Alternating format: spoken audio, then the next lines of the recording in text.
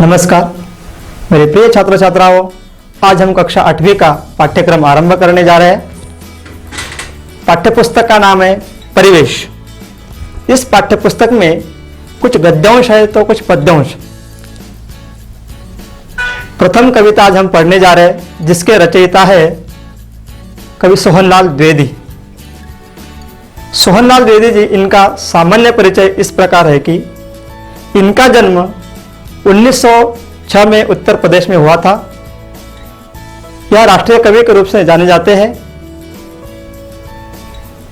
इनकी प्रमुख रचनाएं हैं युगावतार गांधी, खादी गीत, भैरवी, बांसुरी आदि।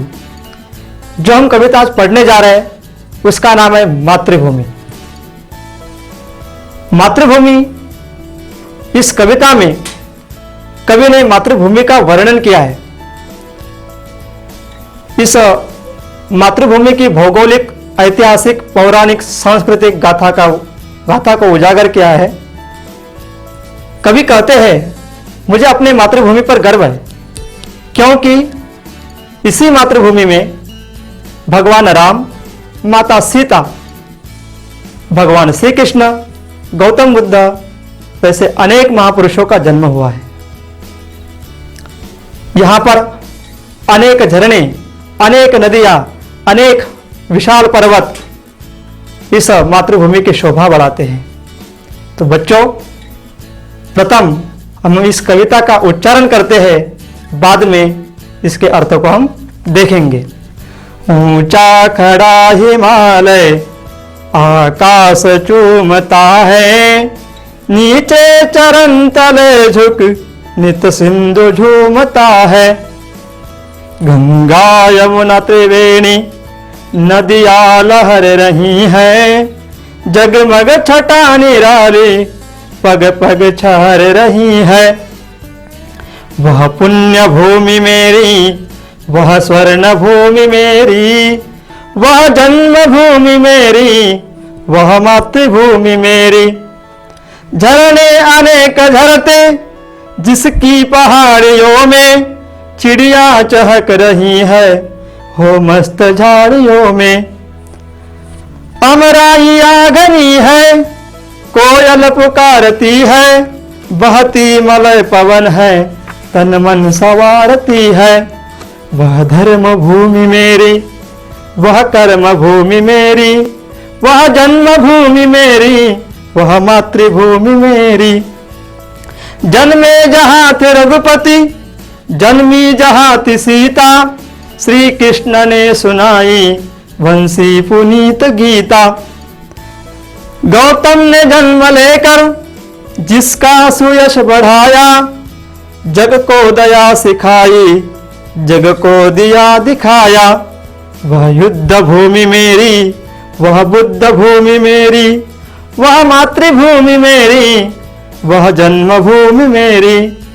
वह युद्ध भूमि मेरी, वह बुद्ध भूमि मेरी, वह मातृभूमि मेरी, वह जन्मभूमि मेरी, वह जन्मभूमि मेरी। तो प्रस्तुत पंक्तियों में कवि सोहनलाल द्विवेदी जी ने मातृभूमि का वर्णन किया है। वास्तव में मातृभूमि अनेक देश है, लेकिन संपूर्ण विश्व में यदि माता का किसी को दर्जा है तो केवल वो भारत मां को ही है। हमारा महद भाग्य है, इस मातृभूमि पर हमारा जन्म हुआ है, क्योंकि इसी मातृभूमि में भगवान राम, माता सीता, भगवान श्री कृष्ण, अनेक संत ज्ञानेश्वर महाराज, संत तुकाराम महाराज, संत एकनाथ महाराज, जनाबाई, मुक्ताबाई, ऐसे अनेक संतों ने, महंतों ने जन्म लिया है। और उन्हीं के कहे हुए मार्ग पर चलने के लिए हमें सदा प्रयत्न करने चाहिए। यह मातृभूमि का वर्णन करते हुए कवि कहते हैं कि एक ओर तो हिमालय पर्वत है, जिसके ऊंचे ऊंचे शिखर आसमान को छू रहे हैं, जो हमारे चौओर से सुरक्षा करता है। फिर भी वर्तमान में देखने के लिए मिल रहा है कि अनेक विदेशी लोग इस भारतवर्ष पर आक्रमण कर रहे हैं। एक रीढ़ की हड्डी की तरह यह हमारी सुरक्षा करता है, फिर भी लोग हमारे ऊपर आक्रमण कर रहे। अनेक स्वतंत्रता सेनानी यहां पर होकर के चले गए, जिन्होंने अपने देश के लिए अपने प्राणों की आहुति दे दी। यह सामान्य देश नहीं है। अनेक महापुरुष यहां पर जन्मे, अनेक स्वतंत्रता सेनानी यहां पर जन्मे, जिन्होंने अपने देश के लिए अपने प्राणों की आहुति दी। आप लोग जानते ही है। तो एक और हिमालय पर्वत है जो हमारी सुरक्षा करता है, तो वही दूसरी ओर हिंद महासागर इसके निरंतर चरण धोता है। ऐसी हमारी मातृभूमि है। कभी कहते हैं वह पुण्यात्माओं की भूमि है जहां पर गंगा, यमुना, सरस्वती जैसे पवित्र नदियां बहती है। त्रिवेणी शब्द का अर्थ होता है 3 नदियों का समूह। इस शब्द में द्विगु समास है। इस शब्द में द्विगु समास है। और समास प्रकरण पढ़ाते समय आपको विस्तार से समझा दूंगा। तो गंगा, यमुना, त्रिवेणी जैसे नदियां इसी धरती पर बह रही है। आप लोग जानते हैं नदियां यहाँ पर जो बहती है, बहुत सारे लोग गंगा में स्नान करते हैं, बहुत सारे लोग यमुना, सरस्वती ऐसे नदियों में स्नान करते हैं। आप इसके महत्व को जानते हैं? नहीं। तो देखो, ऐसी संस्कृत में एक पंक्ति है, गंगे तव दर्शनान मुक्ति है। गंगा नदी के दर्शन मात्र से हमारे पाप नष्ट हो जाते हैं, हमें मुक्ति प्रदान होती है। पंढरपुर में चंद्रभागा नदी है, जिसका स्नान करने से हमारे दोष निवृत्त हो जाते हैं। चंद्रभागा देख लिया डोला, ऐसी मराठी में पंक्ति है। देखने मात्र से हमारे पाप निवृत्त हो जाते हैं। तो ऐसी पवित्र नदियां इसी मातृभूमि पर बहती हुई देखने के लिए मिलती है। और यह हमारी पुण्य भूमि है, यही मेरी स्वर्ण भूमि है, यही मेरी जन्मभूमि है, यही मेरी कर्म भूमि है। ऐसे कभी कहते। स्वर्ण भूमि क्यों? क्योंकि इसी धरती से हमें अन्न पदार्थ प्राप्त हो जाते हैं, खनिज पदार्थ प्राप्त हो जाते हैं। खनिज कहते हैं धरती के अंदर से प्राप्त होने वाले पदार्थ। तो अनेक पदार्थ या धरती से हमें प्राप्त होते हैं, इसलिए इस माता को स्वर्ण भूमि भी कहा गया है। दूसरा, आप लोग जानते, एक सुंदर सा गीत आप लोगों ने सुना ही होगा, इस भारत को सोने की चिड़िया कहा था। एक गीत आप लोगों ने सुना है, जहां डाल डाल पर सोने की चिड़िया करती है बसेरा, ओ भारत देश है मेरा, ओ भारत देश है मेरा, ओ भारत देश है मेरा। तो सोने की चिड़िया की उपमा इस भारतवर्ष को दी जाती है।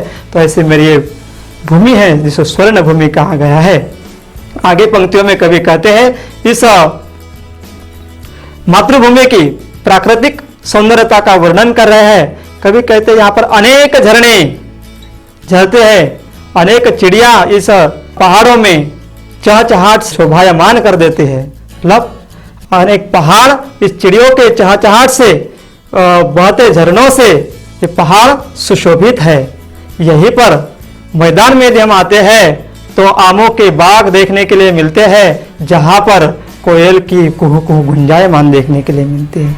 तो इतना सुंदर सा वातावरण है कि हमारे मन को प्रफुल्लित करता है, आनंदित करता है। तो यही इस मातृभूमि की एक प्राकृतिक विशेषता है। तो मेरे बच्चों, यह मेरी कर्म भूमि है। कवि कहते हैं मेरी कर्म भूमि है, यह मेरी धर्म भूमि है, यही मेरी जन्मभूमि है, यही मेरी मातृभूमि है।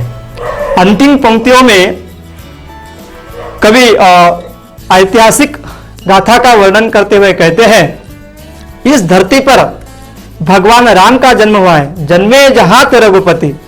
इसी धरती पर क्या किया? भगवान राम ने जन्म लिया है। माता सीता का भी इसी धरती पर जन्म है। तो भगवान राम का जन्म अयोध्या में माना जाता है, माता सीता का जन्म जनकपुरी में माना जाता है। और भगवान श्री कृष्ण, इतना ही नहीं तो अपितु भगवान श्री कृष्ण ने भी इसी धरती पर जन्म लिया है। इनका जन्म क्षेत्र माना जाता है मथुरा। तो इन महापुरुषों का, इन भगवानों का भी अवतार इसी मातृभूमि पर हुआ है। इसलिए हमें गर्व होना चाहिए कि हमारी मातृभूमि हमें स्वर्ग से भी बढ़कर है। सुंदर से एक पंक्ति में आपको कहना चाहूंगा संस्कृत की, जननी जन्मभूमिश्च स्वर्गादपि गरीयसी। जननी मतलब हमारी माता और जन्मभूमि मतलब हमारी मातृभूमि हमें स्वर्ग से भी बढ़कर है। तो बच्चों, यथा संभव, यथा शक्ति हमें इस मातृभूमि की सेवा करनी चाहिए, क्योंकि अनेक लोगों ने इस धरती के लिए अपने प्राणों को न्यौछावर कर दिया है।